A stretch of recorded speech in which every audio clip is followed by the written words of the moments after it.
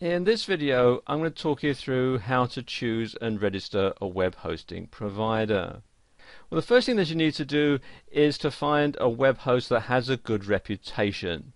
And to do that, you want to ask around, you want to look on marketing forums and web design forums and that sort of thing. And just simply ask around for recommendations, and people who have used a particular web hosting company and are happy with it will come forward and say, yes, you should go with this particular company. And the next thing, which relates to the first one really, is how reliable your web hosting company is. And then you want to see what the web hosting company offers. Do they just have sort of bog standard web hosting, or do they offer other things as well? Do they offer cPanel and Fantastico, for example? Will they let you run PHP scripts and host MySQL databases? What about the software that comes included? Do they have WordPress or Joomla or shopping carts and so on? All these considerations need to shape your decision. And then there's the operating system that the web hosting company runs their servers under. Most web hosting companies run Linux. Some offer Windows, some offer both. You might need Windows if you're going to run certain back office operations, for example. And then there's the scalability issue with your hosting company. Are they going to be there to let you grow your website as your business grows? And then there's the price. And whilst nobody really wants to pay more than they have to, when it comes to web hosting, you get what you pay for. And if it seems too good to be true, it probably is too good to be true. And that's all I think I really need to say on that subject. And then there's the customer support that your web hosting company offers. And this can be very, very important, because once your website's down, then you're losing money. So you need to get it sorted out as soon as possible. So you need to be able to get onto your web hosting company right away if there's a problem. So does your web hosting company offer 24-hour live chat, for example, so you can communicate with someone any time of the day or night? Do they have a toll-free number so that you can call them and speak to a real person and sort out the issue? Or do they just have an email help desk where you submit a ticket and they get round to answering it when they feel like it?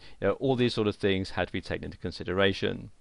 And the final consideration is the server location, where the server is physically located. For 9 out of 10 people trading online, this doesn't really matter. You're trading internationally, and where your server is doesn't really come into it. But for some people, it can be a very important consideration.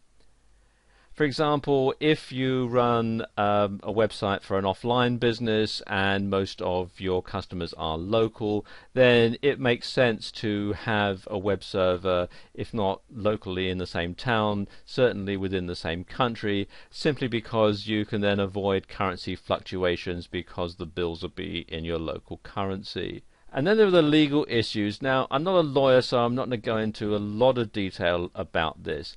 But do bear in mind that every country is different. There are some things that are perfectly legal to do in your home country that might get you sent to jail if you do them somewhere else. Now, if you have your web hosting in a different country to the one where you live or where your business is based, you need to make sure that your website complies with the laws in both countries. Now, for most people, this isn't an issue at all. But if your website is on what might be considered a contentious subject, for example, you have an online gaming site or an adult website, or you sell products that are regulated like alcohol or pharmaceuticals, or even if you're selling a product that's based on public domain content, copyright laws are different in different countries. So you have to take these into consideration. So if you are in any doubt as to whether the legality of what you're doing in the country where your website is hosted is different from what you are at home, then the best thing to do is to have a web host in your home country, and you could even go so far as to have your domain registration and credit card processing all in your same country as well, because then it just falls under one jurisdiction, and that's not legal advice, it's just common sense. And the final consideration is if you have your own server and you're just renting the rack space, then obviously you want to make sure that the data center isn't all that far away, so that if there is a problem you can get in your car and go down and sort it, or get your engineer to go down and sort it. So like I say, for 9 out of 10 people watching this video, location isn't going to be a problem, but if you're the 1 in 10 person, then it's something that you need to consider very carefully. Now, one company that has an excellent reputation and ticks a lot of the other boxes as well is HostGator, which you'll find here at hostgator.com. And it's very simple to sign up with HostGator, and as you can see, their prices aren't too bad either. What you do is come down to where it says View Web Hosting Plans, and it takes you to this page, and you can see the different hosting plans and also what you get with them. For example, they've got cPanel and MySQL databases and software like Joomla and WordPress and so on. So let's say I'm just starting out and I decide I want to go with their so-called hatchling plan, which you can find here. All you have to do is click on the Order Now button.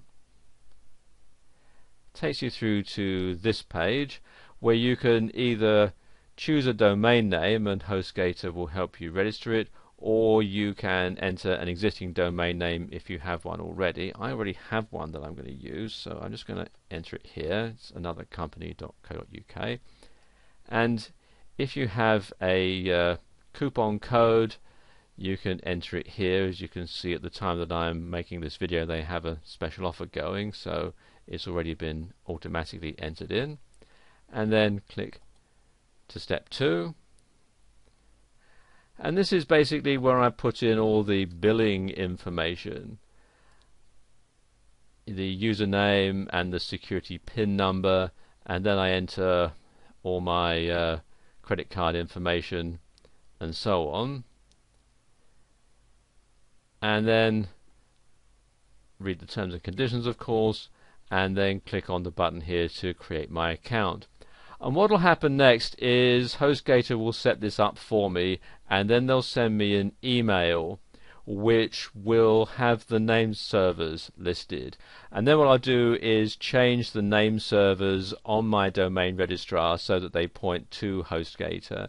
And that's it. After, it can be up to an hour or so to get it all set up, but then I can simply log on to my website, log into my cPanel, start uploading all the data that I want to have on my website, and hey presto, I'm in business. It's that simple.